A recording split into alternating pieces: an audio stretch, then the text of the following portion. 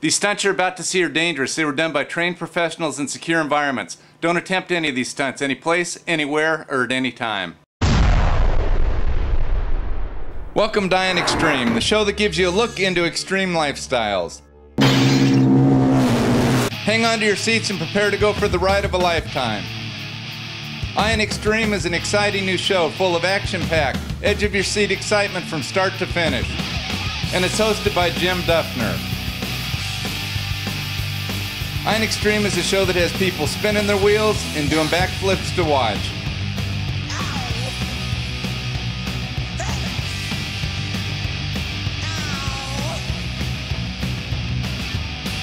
Welcome to Iron Extreme. My name's Jim Duffner and I'm going to be your host for the next 30 minutes. Iron Extreme is an exciting new show that takes you behind the scenes, up close and personal, into the lifestyles of the extreme.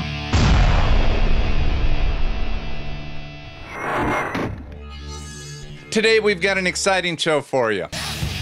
We're going to head out and see if we can't hook up with some of my crazy skateboard friends.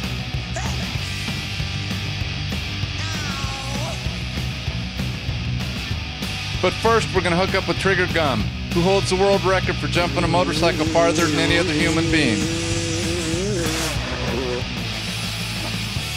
So hang on to your seats and prepare to go for a wild ride with Iron Extreme, the show that keeps its eye on the extreme.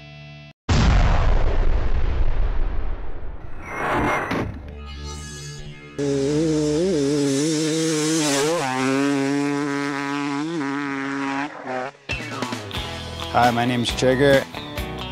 All right, let's go check out the compound. I'm a long distance jumper. I'm out here at the compound practicing for my world record attempt. Just checking out my ramp and the facility and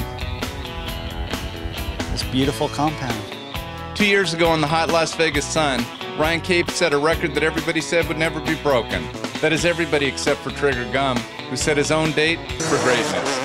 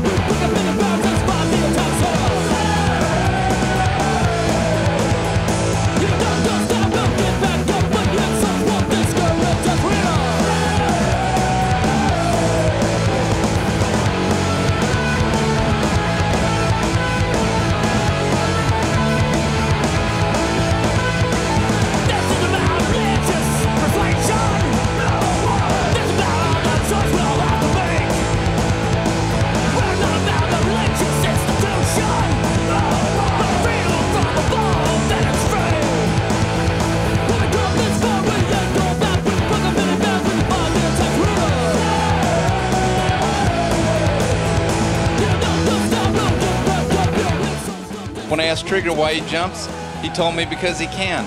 He just loves jumping. And he said the pay's not bad either. Hey, how you guys doing? Welcome to my garage. My name is Gumm, and I'm going to do a little interview with you. Where were you born and raised? I was born in South Orange County, in between San Clemente and Laguna Beach, pretty much my whole life.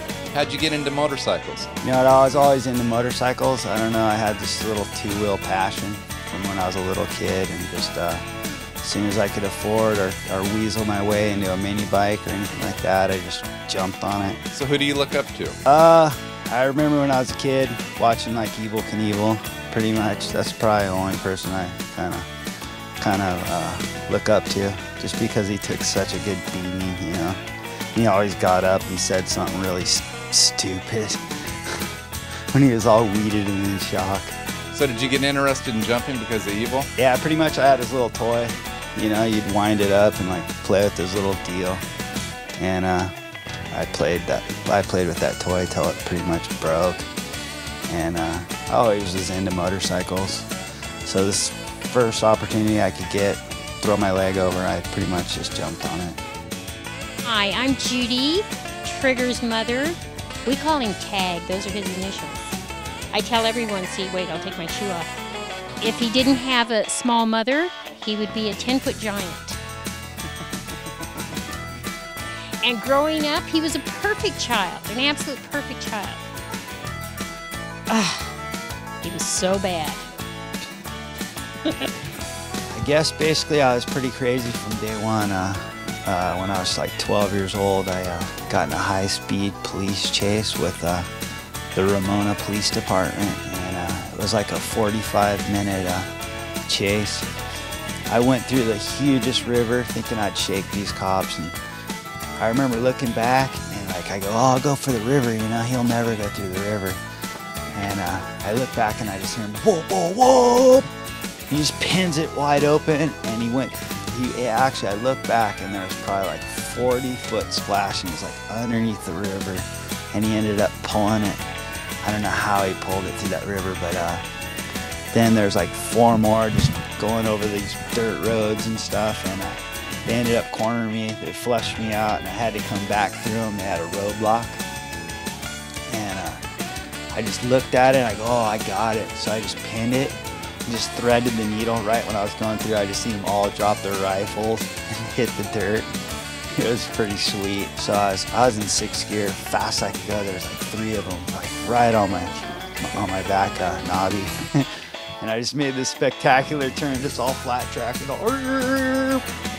right when it was a lot level that they were building for a house, and I was completely sideways. Right when I straightened up, I went off the lot level, and both those cops were totally committed, and they just wrecked their cars. They ended up going to my mom, going, where's your son? She's all, oh, he's out riding his dirt bike. So I got clipped, but I didn't get clipped. You know, I had, I think, 56 violations, including 2 wrecked cop cars. And the police chase was terrible. The boy wanted to hide his motorcycle. He wanted to bury it in somebody's barn in pieces. And I said, no, Trig, you have to stand up. You have to go in. You have to say, yes, I did this. Basically, I went in front of the big judge in San Diego. And I was pretty scared, you know. He saw that I was pretty frightened. He let me off with a $100 fine. But I also told him that he had to act sorry. He had to, if he could, cry, so that they wouldn't put him in wherever they put bad boys. So when I got home, my mom's all, yeah, you can't ride that bike till you pay every penny. So he was very good in court, and he came out of it pretty clean. He had to work for a whole summer. So I busted open my bank, and I had like $101, so I got my bike back the next day. Yeah, he was supposed to. I had to pay the $100. $100 fine. Piggy bank, and I had it all. Remember that? Oh, you did? No, I'm so old I can't remember anything. She pulled it on her card. It's dementia.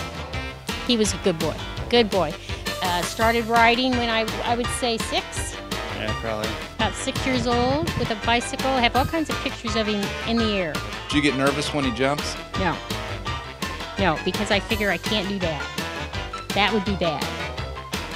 My name is Erin Gumm. I'm Trigger's wife, and we're happily married with you've, I'm sure, seen our dogs, our kids, as we call them. Honey, I'm so proud of him. I really am. Do you ever get nervous when he jumps? All the time. I honestly try not to watch him too often because I get very nervous. I can't watch it too much. And yeah, I'm very, very proud of him. Very nervous about his Australia trip, but I know he'll do well.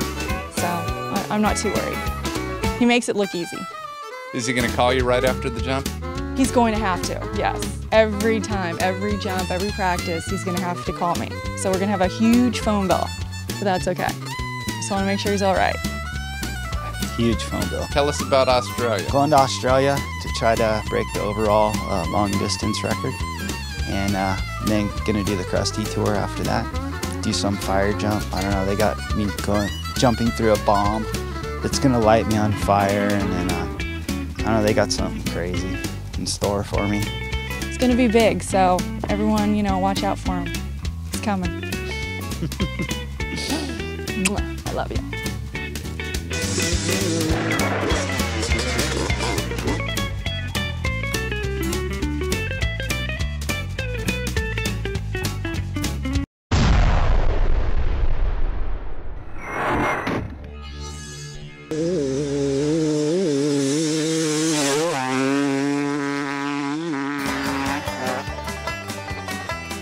Trigger Gumm's a unique guy.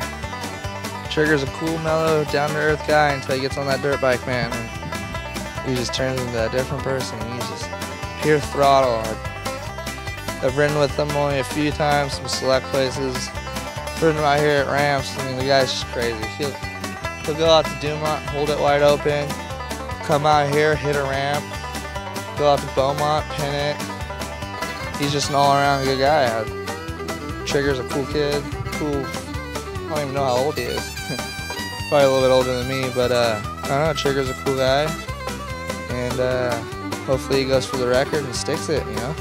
Actually, I know he is gonna stick. He's gonna pull it. You got it, Trig. Go for it, bud. 300. Yeah. Did you ever race motorcycles? Yeah. Earlier when I was younger, I raced all the CMC, and then I raced some Supercross. I raced some Supermoto, some Superbike. Pretty much anything to do with two wheels, I've pretty much raced it or ridden it. You know. I really like street bikes too, like just like choppers and old vintage bikes. All right, this is my latest creation. I built the chopper with a couple of my friends, Mike Maldonado and Rodney up at Hot Match. Basically, it's just a one-off, pissed off chopper. Show us some of your bikes. This is my little 50. It's Sano, the company Sano, set me up with pretty much all the components on it. Yeah, I really like it. I take my little dogs for walks with this, so I don't gotta walk because I'm super lazy.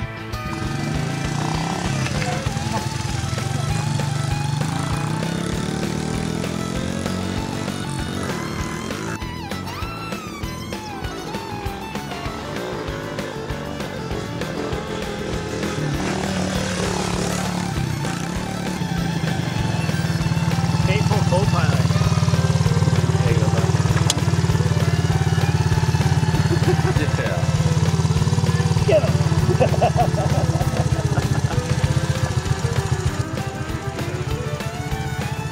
The cat, I saved the cat from Inferno at the animal shelter.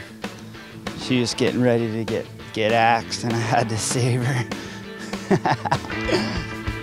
Yep, that's my Moto Guzzi. It's an old Italian bike.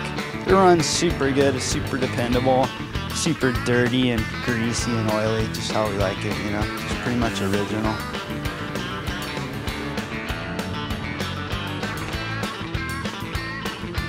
Yeah, this is one of my favorites. It's it had a broken leg, so I didn't really like the wheelchair, so I built this bike so I can motor around. It's got a little motor. It's got a little 25cc motor, and I like it. It's pissed. Yeah, this is my 250. It basically, I've been practicing actually some long distance stuff on it. It's got pretty stiff suspension. Practicing my little kicks and stuff, my little freestyle like gymnastics that I don't really like to do, but yeah, this is a really good bike. I recommend Honda. Honda's good. It's 49 Merc. It's scallops. It's not been chopped. It's pretty much all original. It's got like a Oldsmobile front end, disc brakes and stuff like that. But other than that, it's just hangs out in my garage. Trigger's garage is protected by security.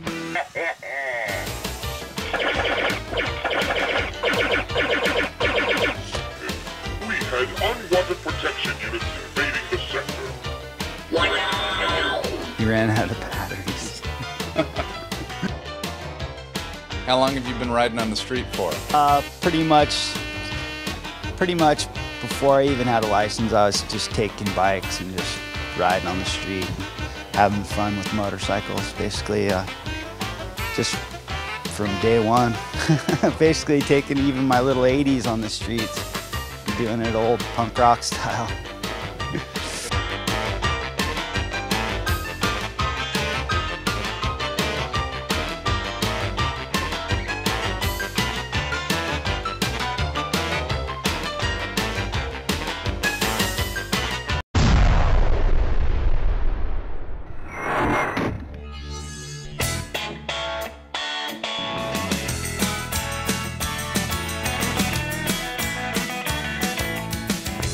Tell us about how you first got started jumping.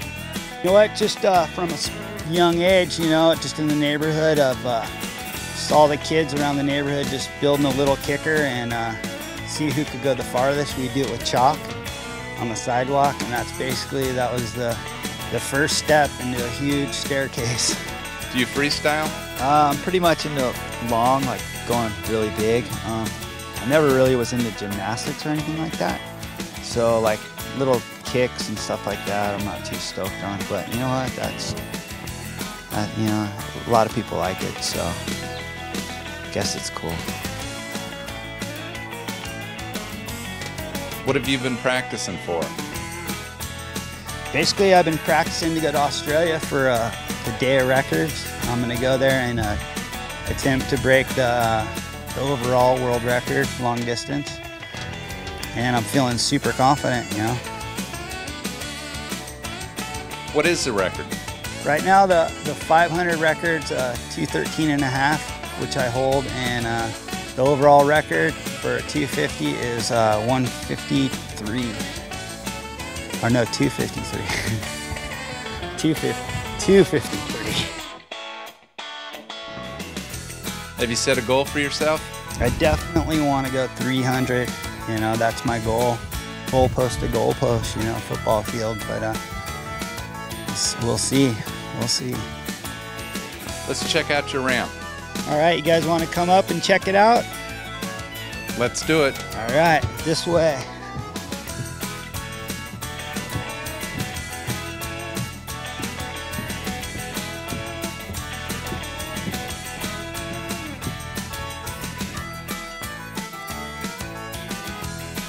We're so high up, it's a good thing I'm not afraid of heights. What a monster, huh?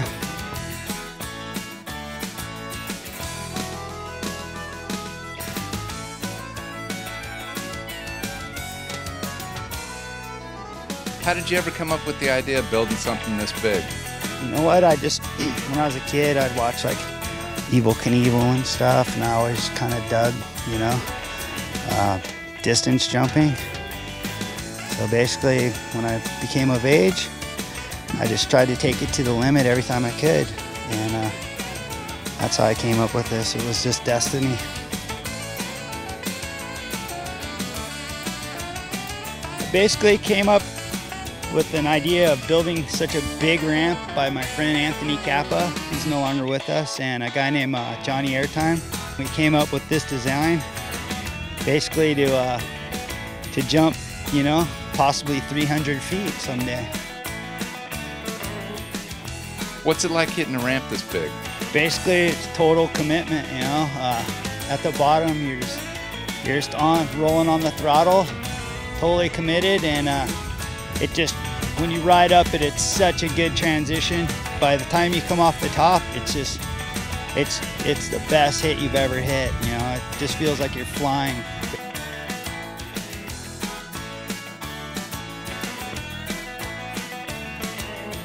So what's it like landing? Actually, if you hit the perfect spot, it's like not even jumping at all. It's totally butter. Just feels so good, just whoosh, straight down.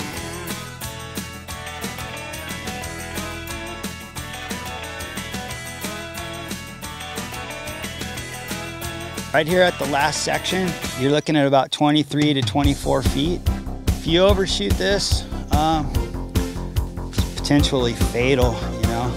I mean, you're definitely gonna have some injuries for sure.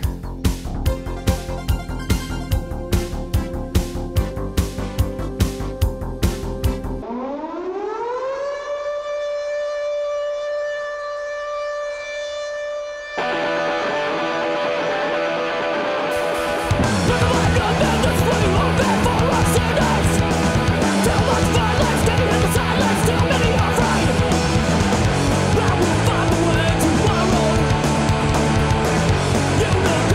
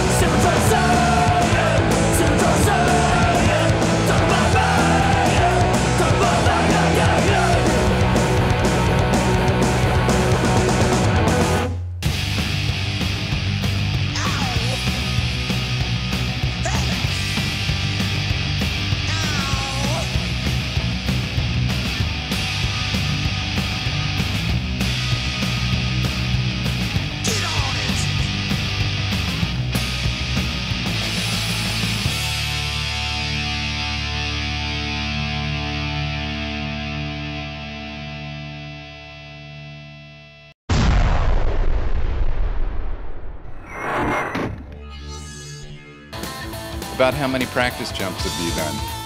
You know what? Just today I've hit this thing probably 50 times. So I figured yesterday I hit it another, probably 70 times. So I've got hundreds and hundreds of jumps, if not thousands. How far are your practice jumps? Practicing, I was cracking like 240s, 230s, feeling pretty comfortable. I had to kind of stop myself and, I kind of scratch my head and just go, you know what, this is kind of life-threatening. I should probably save this one for the money shot. So I kind of stopped at 240. I got a date with the devil. I just went to Australia, had a really good time. Went for the world record and flew my way into the record books at 277.5, and it feels super good, and it's my lifelong goal, and I've fulfilled it. So what do you see in the future? I see a bright future in long distance jumping. I got a couple more good years in me, and then I'll just retire and relax. Man, he's a sick puppy, isn't he? There's birds that don't fly in the sky as high as he does. Anyway, it's time to go to the eye in the sky to catch up with some of my sick friends on skateboards. Let's go.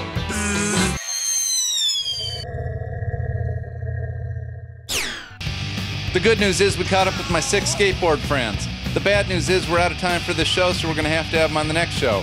So until then, remember, Iron Extreme is a show that keeps its eye on the extreme.